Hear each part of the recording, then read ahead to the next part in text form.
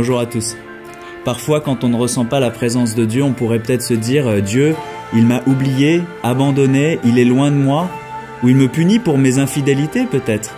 Non, ne vous laissez pas tenter par ce genre de raisonnement, car la logique de Dieu n'est pas la logique des hommes. De même, ce n'est pas parce que notre prière est agréable qu'elle est de qualité. Même si elle vous semble aride et nulle, elle n'aura pas moins de prix au regard de Dieu, car votre fidélité lui plaît. Posez-vous plutôt la question de votre propre regard de ce que vous cherchez dans la prière.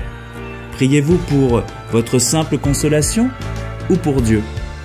Ces périodes de sécheresse sont peut-être justement l'occasion de vous rapprocher de Dieu, d'apprendre à prier avec lui et pour lui seul. C'est ainsi que notre amour pour Dieu grandit et devient plus gratuit.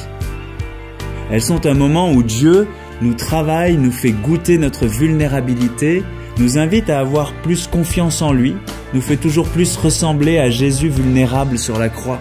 Cela semble difficile, même injuste parfois, mais c'est un des mystérieux chemins par lequel Dieu décide de vous amener personnellement à lui.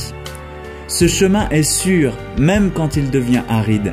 Et dans nos sécheresses, ne tombons pas dans la fatalité. Choisissons plutôt l'espérance et transformons tous les « on verra plus tard » en actes de foi et en disant « Jésus, je ne comprends pas, mais je crois en toi ». Bonne journée à tous.